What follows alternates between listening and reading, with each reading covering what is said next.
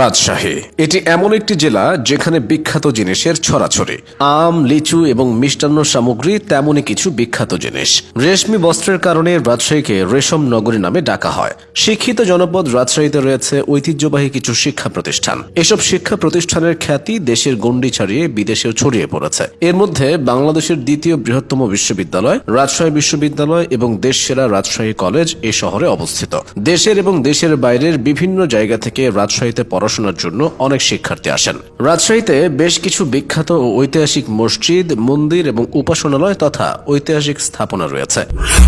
রাজশাহী বাংলাদেশের শহরগুলোর মধ্যে সবচেয়ে পরিচ্ছন্ন এবং সবুজ। ইতিহাস আর ঐতিহ্যের জন্য রাজশাহীর রয়েছে বিশেষ খ্যাতি। রাজশাহী ছিল প্রাচীন বাংলার পুন্ড্র সাম্রাজ্যের অংশ।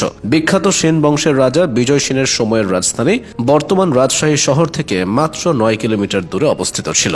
মধ্যযুগে বর্তমান রাজশাহী পরিচিত ছিল রামপুর বোয়ালিয়া নামে।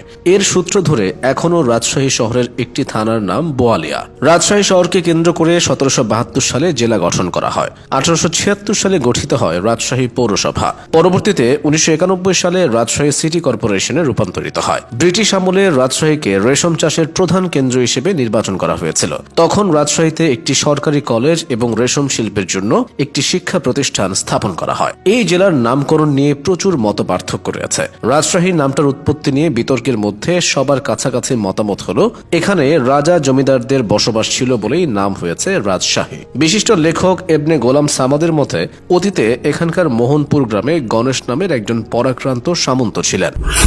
এই সামন্ত একসময় গৌড়ের ক্ষমতা দখল করে হন রাজা গণেশ। তার নাম অনুসারে হয়েছে রাজশাহী, কারণ গণেশ সাধারণত রাজা নামে পরিচিত ছিলেন। ক্ষমতা লাভের পর তিনি হন শাহী বা রাজকীয়। মুর্শিদ কুলি খানের সময় পদ্মা নদীর উত্তর ও দক্ষিণ পারের মুর্শিদাবাদ এক বিশাল অংশের জমিদারি নিয়ে গড়ে ওঠা পরগনার নাম রাজশাহী। 1784 সালে যার আয়তন ছিল 13,000 বর্গমাইল। ধীরে ধীরে কমতে কমতে 1983 সালে এসে দাঁড়িয়েছে 850 বর্গমাইলে। 13 শতকের শেষের দিকে দরবেশ শাহ মখদুম রূপস রাজশাহী অঞ্চলে ইসলামের সুমহান বাণী প্রচার করেছিলেন। শাহ মখদুম রূপস সারা পৃথিবীতে বিখ্যাত। তার কবর রাজশাহীতে অবস্থিত। দেশ বিদেশ থেকে শাহ মখদুমের হাজার হাজার ভক্ত অনুসারীরা তার মাজার জিয়ারতের উদ্দেশ্যে আসেন। রাজশাহী শিক্ষানগরী হিসেবে ব্যাপক পরিচিতি পেয়েছে। রাজশাহীতে 367টি মাদ্রাসা, 193টি মাধ্যমিক বিদ্যালয়, 989টি প্রাথমিক বিদ্যালয় ও 110টি কলেজ রয়েছে। দেশের একমাত্র পুলিশ একাডেমি এবং পোস্টাল একাডেমি এই জেলাতে অবস্থিত। রাজধানী ঢাকা যখন বিশ্বের সবচেয়ে দূষিত নগরী হিসেবে চিহ্নিত হয়েছে, তখন রাজশাহী শহর মর্যাদা পেয়েছে এশিয়ার সবচেয়ে পরিচ্ছন্ন শহর হিসেবে। এই মর্যাদা রাজশাহী এমনিতেই পায়নি। সবুজ নগরায়নে অনন্য দৃষ্টান্ত স্থাপন করেছে রাজশাহী। রাস্তার মাঝখান দিয়ে লাগানো সারি সারি সবুজ গাছ, যা দেখলে মনে হবে যেন সবুজ শীতল কোনো গ্রামের মেঠো পথ। দৃষ্টিনন্দন এই শহরটির রাস্তার ল্যাম্পপোস্টে লাগানো বিভিন্ন ধরনের লাইট।